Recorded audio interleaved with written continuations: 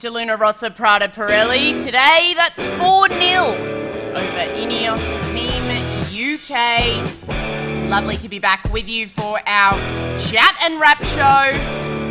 Our fantastic guest, Katie Spithill, is with us in the studio, and I'm sorry for the delay. My name's Nick Douglas, and apologies for the delay. As I announced just a little bit earlier, there has been a small outbreak of COVID in New Zealand. That is the big news. So there will be no racing on Wednesday, with a 72-hour lockdown coming into force from 11:59 tonight New Zealand time, which is in about 45 minutes, I believe. So that's the news of the day, and that's why we're running a little bit late. But without further ado, let's get our guest up here, Katie Spithill. She loves her match racing, and she's a friend of the show, so it's great to have her with us. How are you, Katie? Hi, Nick. Thanks for having me. Hey, and what a busy few days. Oh, it's been so busy, but it's fantastic to have you with us. I know you do like your match racing. I actually feel very happy that I've sailed with you, so I know so much about match racing too.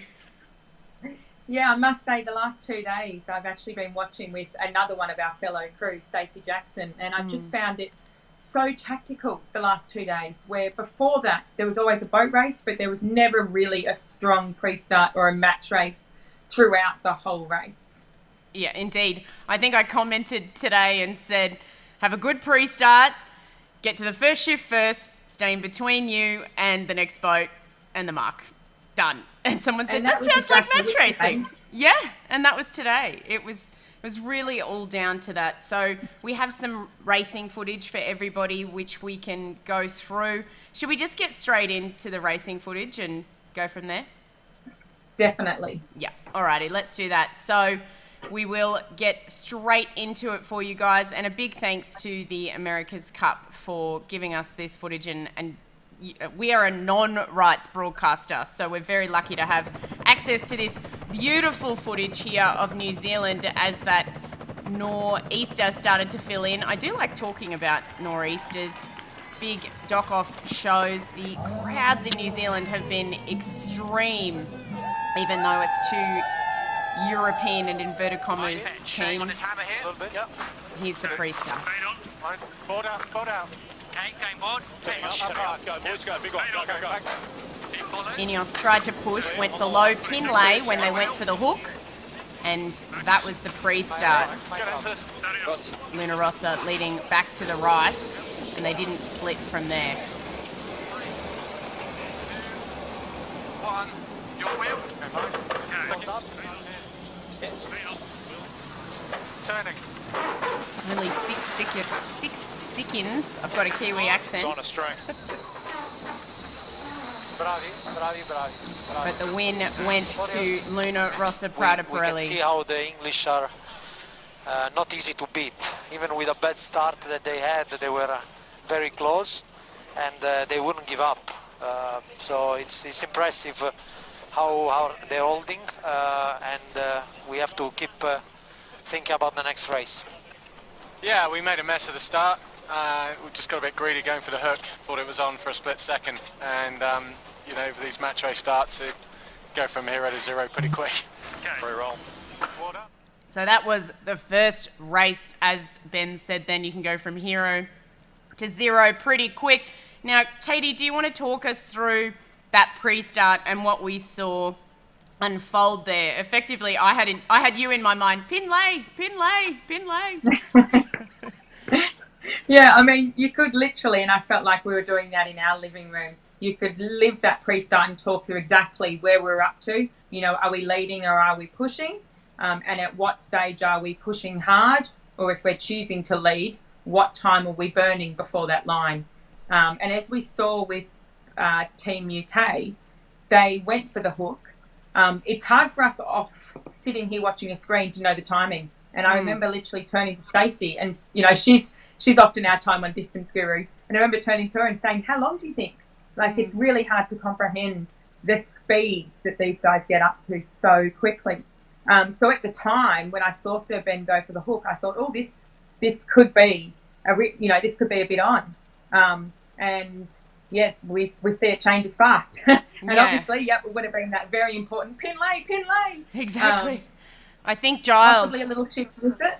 Yeah, you could hear Giles call the time as well. I don't think he was trying to tell Ben what to do. He was just telling him how far to go and let him have that decision. But beautifully executed there. And I'm going to bring up the stats now so that we can talk through them, because I think that helps us put it in perspective. So this is race 3, and thanks to Fox Sports and KO, that's where I'm watching this broadcast. But you can see it was only 13 seconds. That's a whole lot closer than yesterday, really. Upwind speed, just a nick to Italy, or Luna Rossa Prada Pirelli. Downwind speed, again, just a slight advantage to Luna Rossa Prada Pirelli, but that is a gain for them. As we've noted, they were a little bit slower in the round robin. Maximum speed did go to Luna Rossa in a Bearaway. Distance sailed a little bit more to Luna Rossa. Tacks and jibes, 17 tacks. Holy moly. That's a lot of tacking in a foiling boat. Oh, yeah. And, I mean, we saw that. There was a period of time where the cameras were on, we could see Parko and the grinding team there, and it was relentless for them, And I guess, as I think Sir Ben said, all that training in the gym, we can see why they need it. That was a lot of tacks. Really interesting, actually. I know I send you the crew list every morning before racing happens.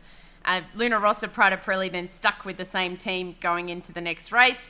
We saw changes on INEOS Team UK, but just to the grinders. And so obviously they've got a different setup with their single-handed grinders as well. So they're getting a bit cooked, maybe. Yeah, and I think, it's clear that there's a fight. There's a big fight. So they want to make sure that they possibly have some fresh arms in there to give it everything. Indeed. All right, let's check out race number 2, and we'll go from there. A little hoppity-skippity from Team INEOS there. And Ben just managed to hang on, and Luna Rossa were in control from the get-go yet again. That's their 49 knots I think they get to in one of the Bearaways in this second race.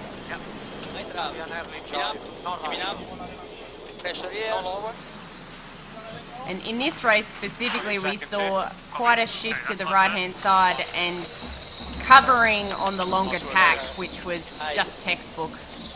That was good. 3 to go. Not too many high fives. 3 to go, you hear Jimmy say. Cool, boys. Today's racing was all about getting off the line in front, which we did a great job of.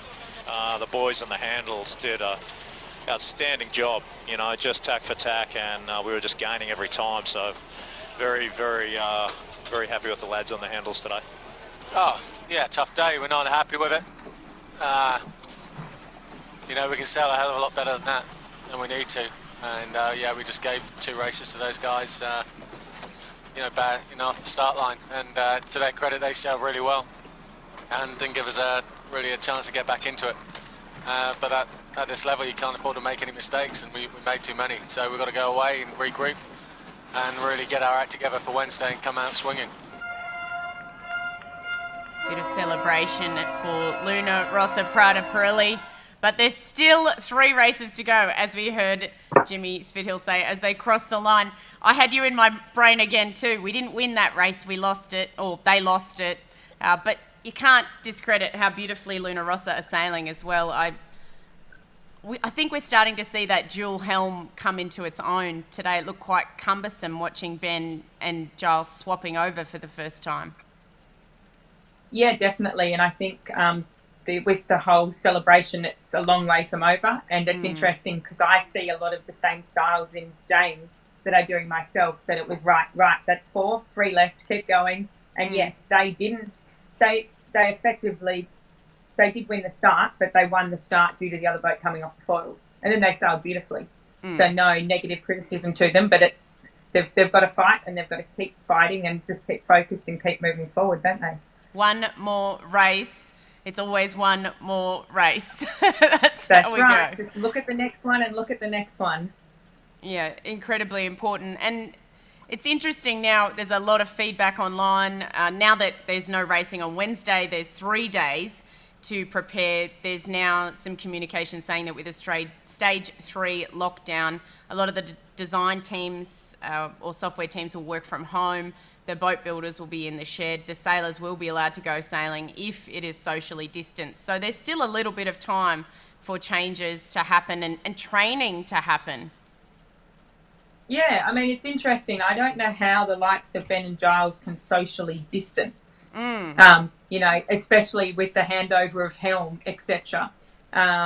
So, I mean, as you've already seen, there's a few jokes that did the UK bring the COVID for the extra day? Or Yeah, there's quite a few. Did they do that for the extra day, or did the Italians do it to bring in some extra pressure as well, just to prolong it? I've seen it both ways, and there's a nice little caption competition going on as well with a prize that will be donated from Harkin Australia for the best caption on that little hoppity skip jump by INEOS Team UK. Nice to see Nathan Outeridge has been tuning in there too. He might be missing the general folk. I'll be having a turn. I think, can I have a turn on that as well? Yeah. I'll definitely be in there. Absolutely. Come and have a turn. And now, did you see, did Ben actually get knocked over in that incident? Yeah, so he actually got knocked. I'll see if I can get the footage up. You see him go over the back. Where is it? I'll see if I can rewind to the incident. Okay, here we go. I'll just bring it in again. Let's have a look. I'll see if I can pause it rather. So there's the air. Good bit of air, actually. Yep. Yeah, and then they come down. Because they were just swapping. So here, there's nobody on the wheel. If you can see there. There's nobody on the wheel. There he is. There. Yeah. He got pinned a little bit as he's trying to get around to the other side. So that is where Ben ended up. So he said it. And then, as you said, it's a really interesting scenario with the single helm versus the double and the switchover. I'd be really interested to see what happens, whether any others look at that possibility, or, you know, we run the joke here in the family that looks like James is just sitting back with his arm out the window, you know, like just sitting, chilling as a passenger in the car. Yeah, exactly that. Yeah. How you going? Like. But I mean, I must say, he's not burning nearly as many calories. He just sits there. There's no up and run, you know, up and sprint. Have you seen his heart rate? His heart rate all day today, 66. He doesn't move. Yeah, doesn't move, just chilling. Amazing. So I'm loving that. That's quite entertaining. We showed this morning. I might show it again too. I really like it, and after 2 more wins, I think it's valuable. The British are coming! The British are coming! Wait. It's the Italians. The Italians are coming!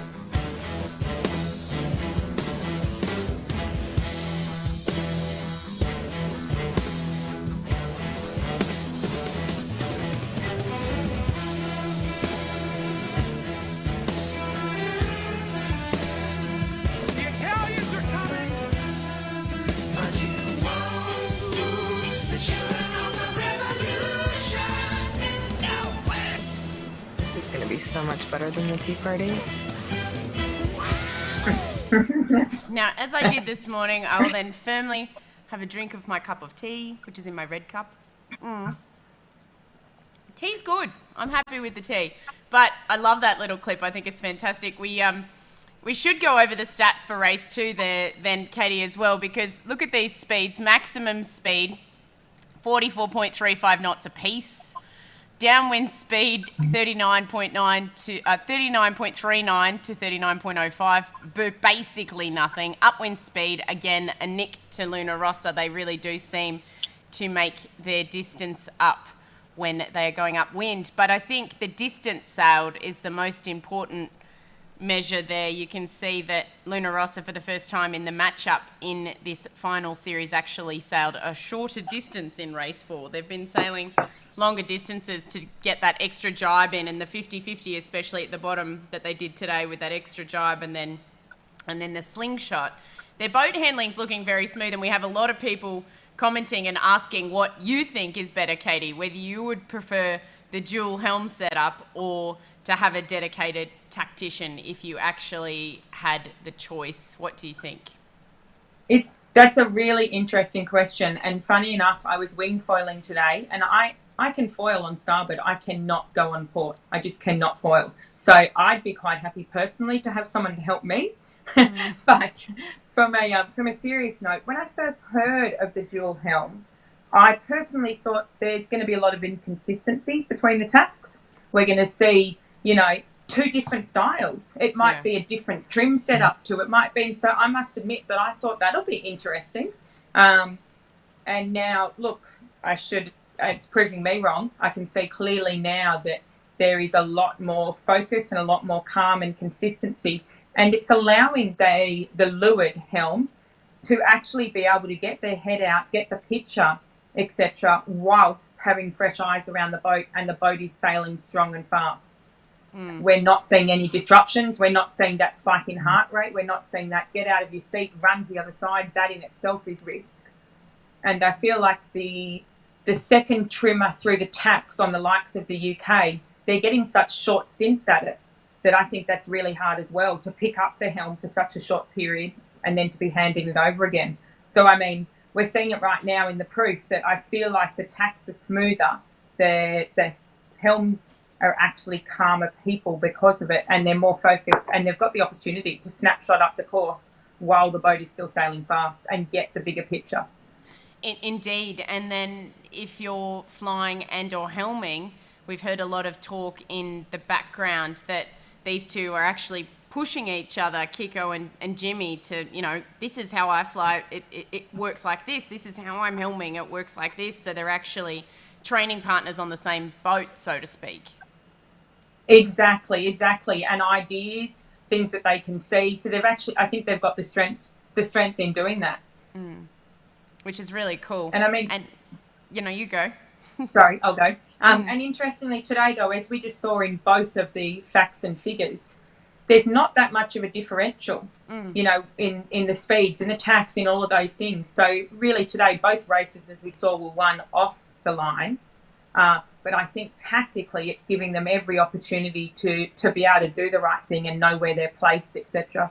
And I think even as simple as whether it's whether we call it a face tack or a slam, or we call it a breathing tack, that new helm is getting the opportunity to see it. Especially they're on the leeward side, they've got the eyes. Whereas if you're doing the single helm, obviously the helm is to windward and then tacking and then running through.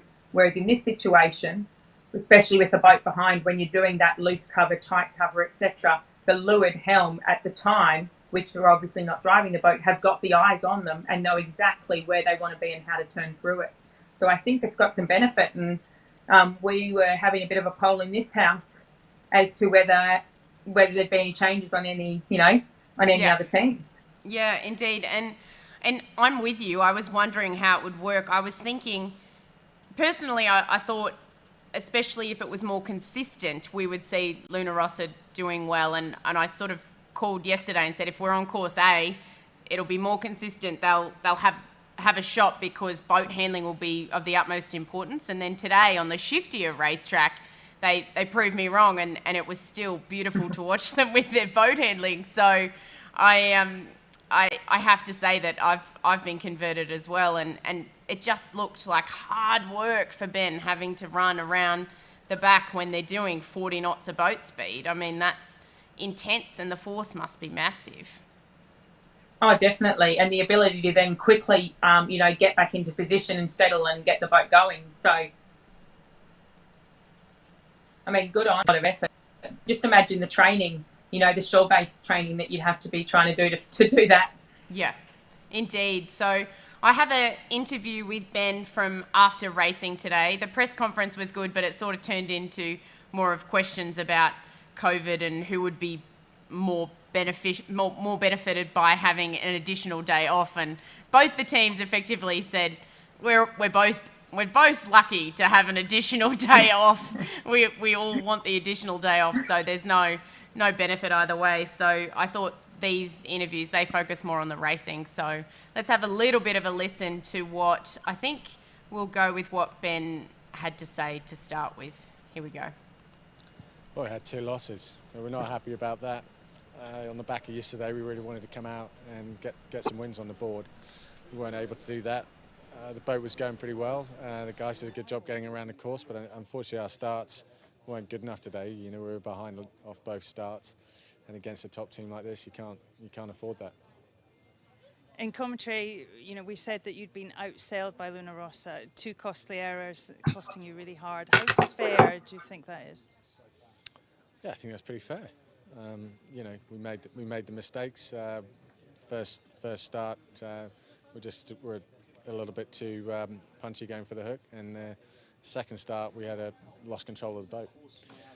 So yeah, we were behind off both starts, and like I said, you can't really afford to do that at this level. So we're not happy about that. We'll go away and regroup and look at what we can do better. I mean, the great thing was the boat was going well today. I think they're both 2 very evenly matched teams, and there was some great racing. But yeah, we need to get some wins on the board.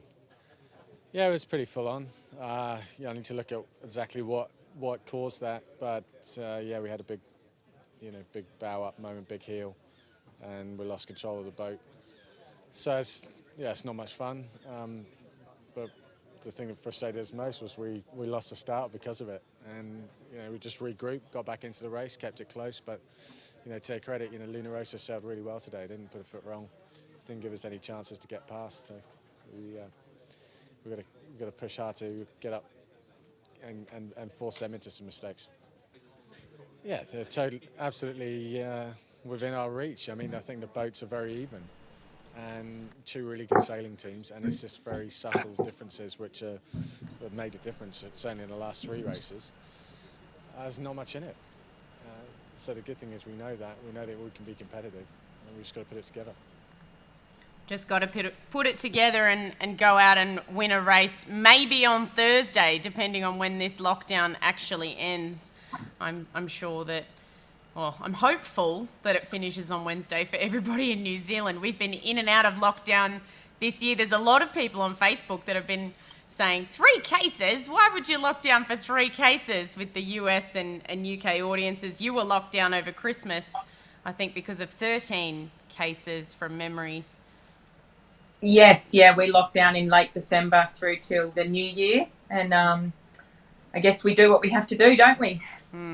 Indeed. So an additional day for these guys, at least in terms of training. But you heard Ben there say he was a little bit greedy with that hook, and then they were a little bit on the back foot after that moment in the air, so to speak. So I thought we might show this caption competition that I've got going for you, Katie.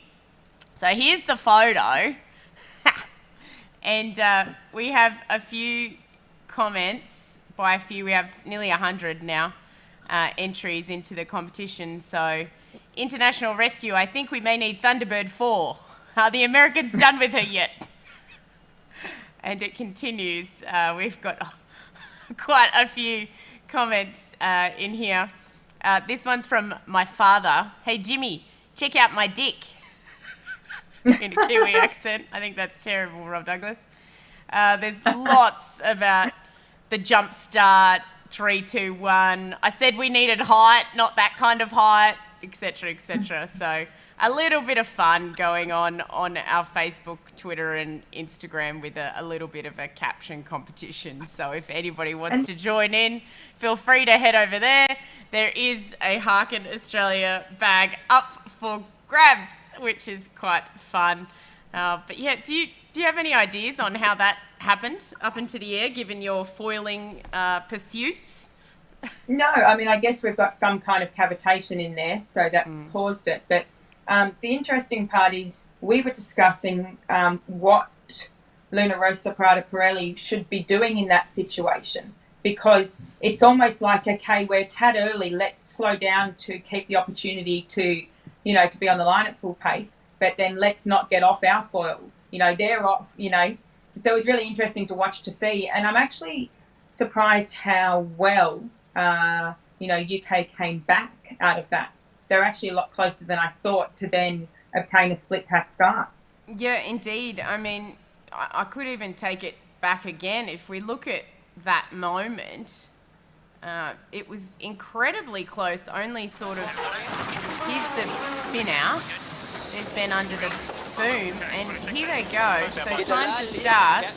And it was probably, I counted maybe 3.5 boat lengths in it by the time Luna Rossa tacked at the pin to make sure they were most to windward. It was pin favoured.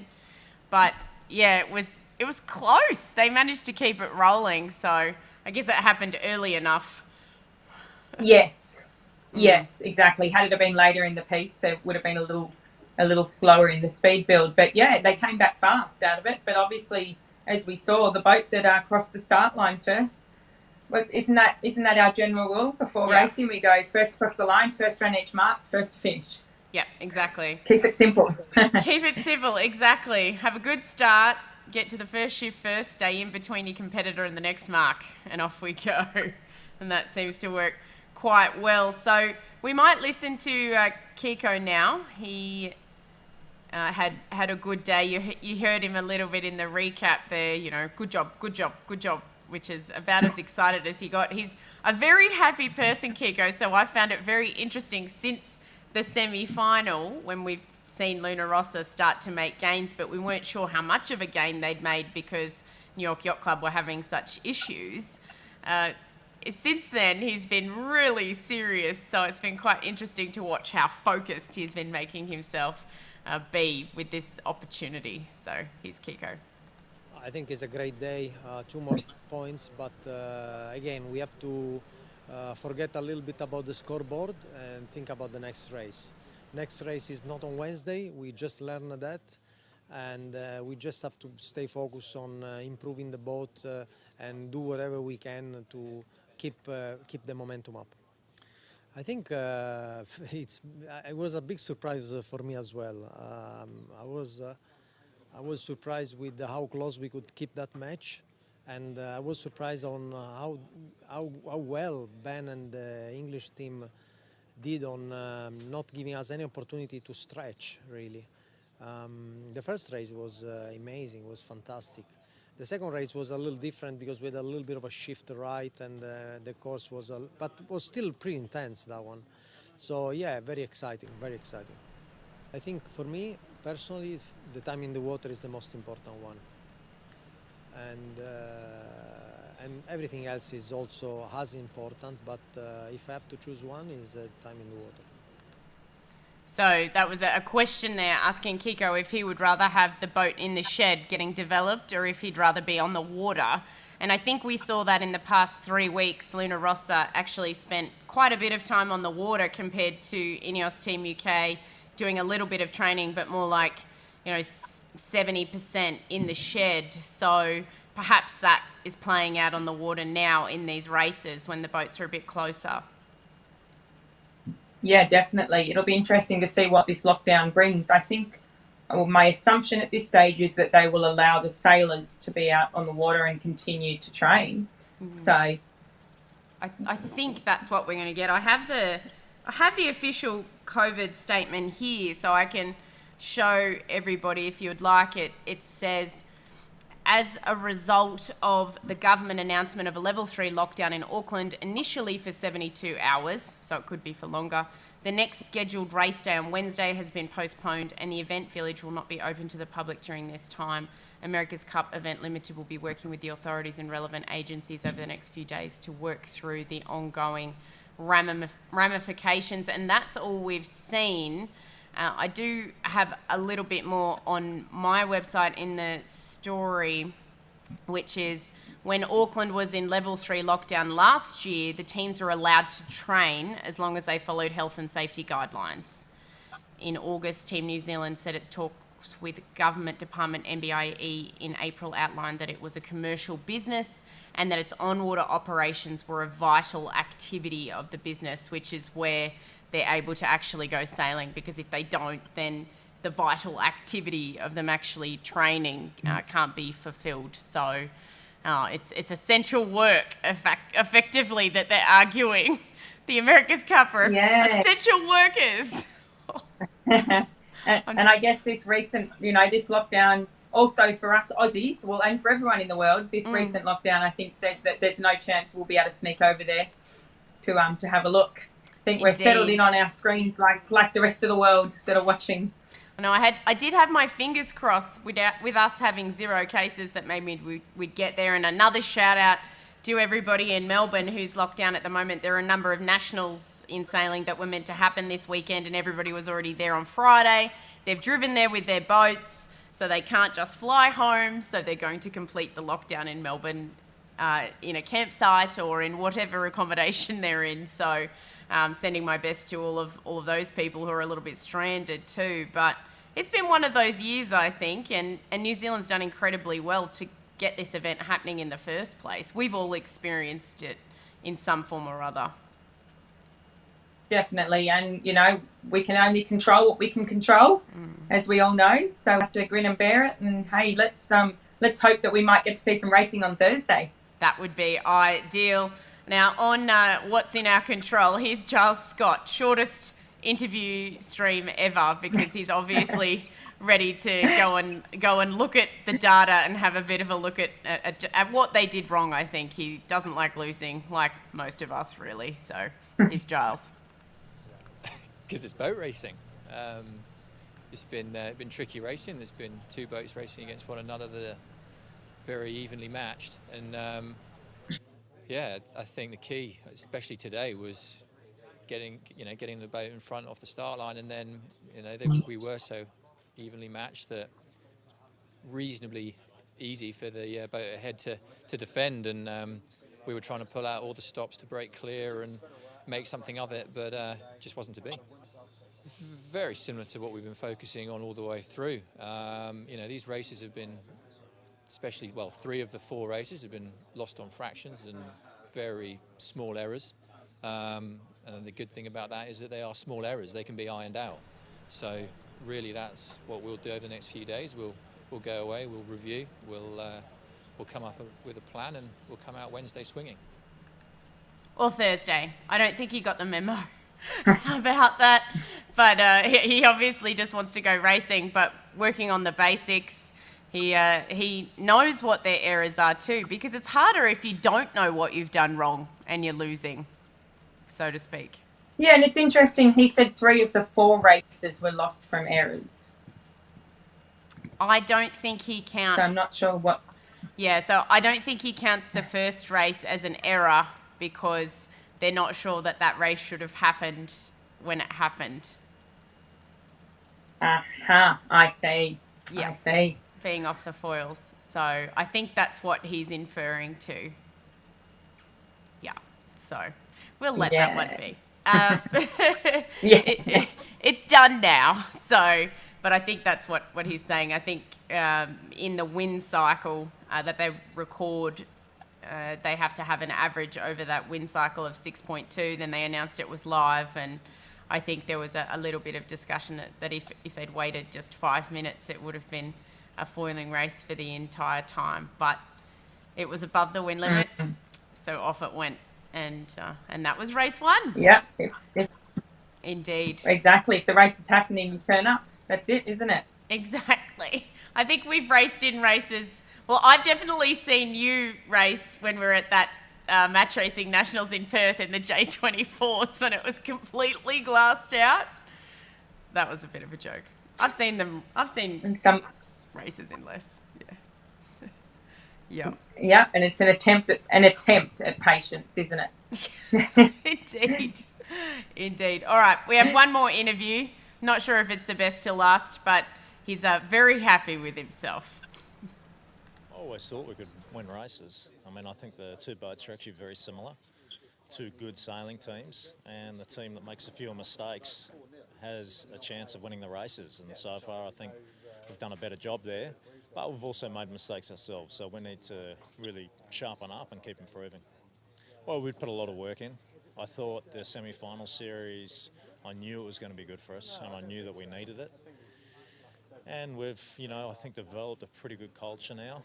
especially within our afterguard, of being very critical and really going back, reviewing hard with Philippe and Jacopo, and never really being satisfied.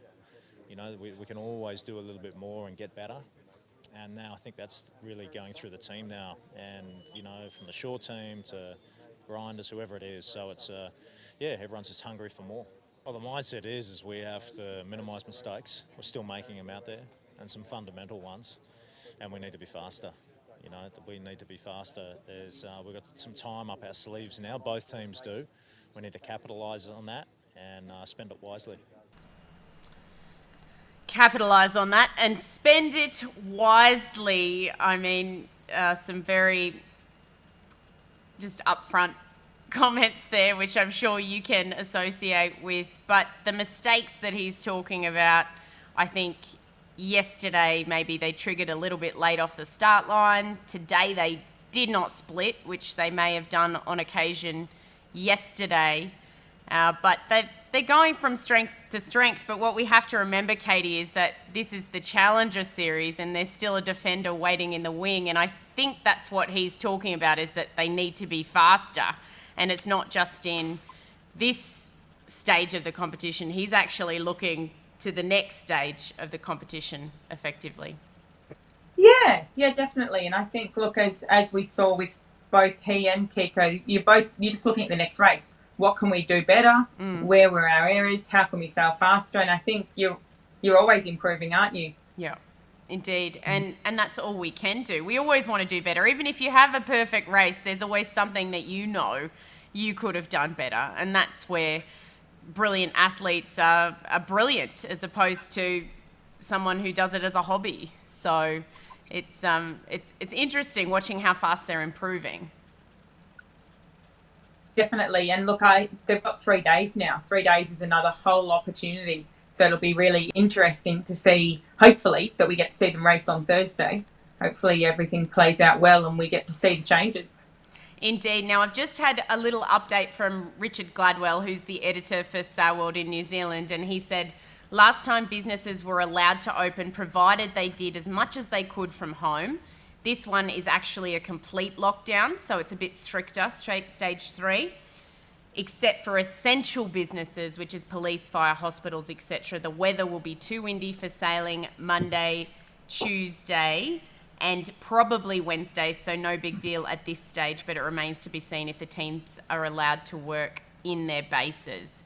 So, as I said a little bit earlier, we're not sure yet, but I think there will be a lot of arguments as to whether it is required or not, and whether they can actually pursue something, or whether it will literally just be 3 days off in the middle of a regatta. 3-day lay day.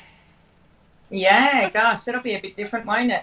It's so strange, actually. But then this whole year has been strange, and New York Yacht Club have been packing up. They've been away from home since August, I believe. They flew to New Zealand. So it's not been, as you said earlier, we can't fly back and forward. There's not that luxury. So it's very different. But thank you so much for your time and your insights. I guess at the end of all this, everybody's going to want to know what is in their heads at the moment, these skippers, and you know one a little bit better than the other. What do you think they're thinking leading into, let's say, Thursday's racing, and what do you think we can expect?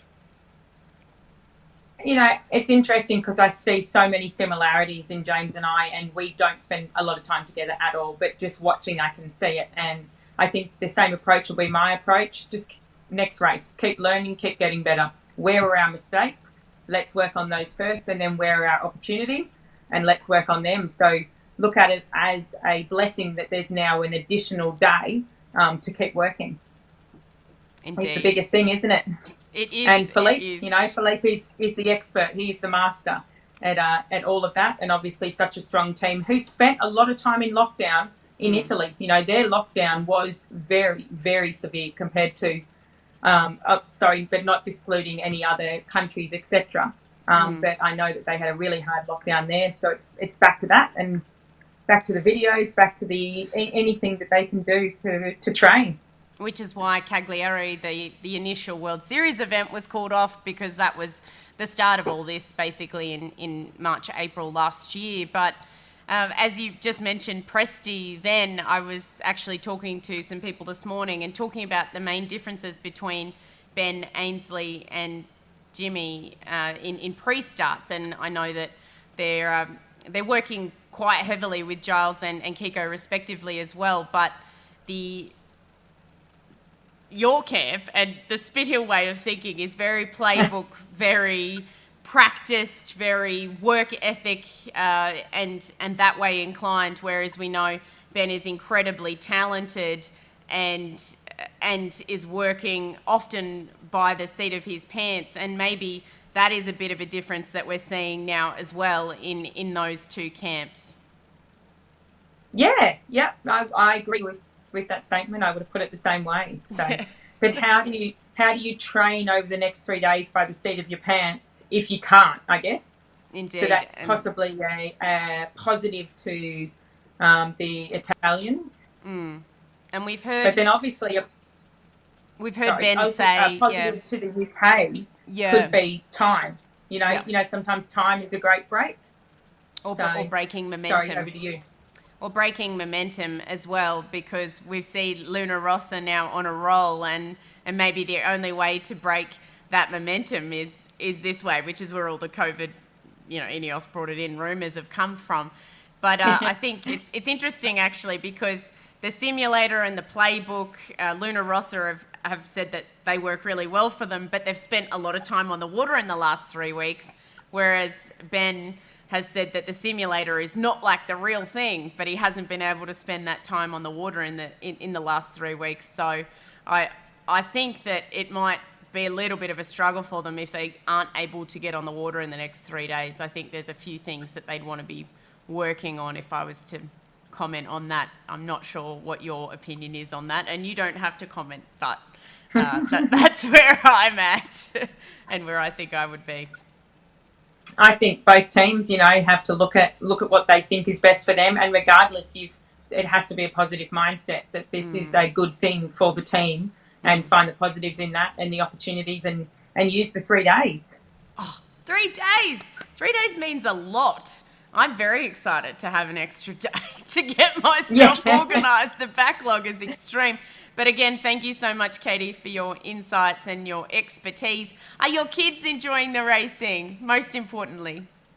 They are, definitely. I must say the most confusing part for them is picking which one is Uncle James. On which side? Yeah, because it happens so fast, especially for my 3-year-old Henry. It happens so fast that he's on one side and they tack, and it looks like him again. Yeah. Especially with the goggles on, etc. And I can even say my own mother has had some confusion in finding her son. So, but they're loving it. Loving the watching awesome. And the opportunities in the racing, and and they love watching the time difference. Chloe loves seeing the difference in the time at each mark. That's so good. It's inspiring to watch, as I know James's boys were out on the water watching today. In their lucky socks. They have lucky socks, and those lucky socks have to be on every race day. And I think you've got some socks on yourself, Nick. Yeah, I do. I had to put them on while I was off air. They're here. I've been wearing them for all my Cup broadcasts. But yeah, I think it's really good for the kids, the amount of statistics that there are too, because it helps to explain it. But the deltas have been really good, being able to watch that. And it was nice actually when they pointed out the boxing kangaroo during the broadcast today on Jimmy's arm as well. That was nice. Yeah. We've got a large boxing kangaroo flag that flies here, as well as the Italian flag flies off our balcony at the moment. I was going to say, he'll be missing you flying the flag. I remember the boxing flag on the last day in Bermuda. Yeah. He'll be missing you. We have to do it virtually, remotely. Exactly. Well, thank you again so much. Everybody, big claps for Katie, and we might have her on in the next few weeks to see how this all unfolds. But again, big shout outs to all of those who are in lockdown at the moment, or who have been struggling because of this pandemic. Ultimately, our health is the most important thing, and keeping our families safe. So let's remember that this is a yacht race, as much as we all get very invested, as I said earlier. But yeah, I think we need to focus on the health right now. So if you are commenting on my post saying that you don't understand why this is happening, be prepared for a lot of adventurers to tell you why. Just be prepared. But yeah, thank you so much, Katie. We'll see you again. We will be back the next day that there is racing, if not before, because we still have a bit of Vendée Globe action happening in the background as well. Sam Davies will arrive at some point this week, and we have our adventurer, our sailor girl Cass, on the ground in Les Arbres, which is fantastic. So we will keep you as posted as we possibly can. Love to you wherever you are in the world, and enjoy your 3 lay days. Pretty cool, really. Here we go. See you very soon, everybody.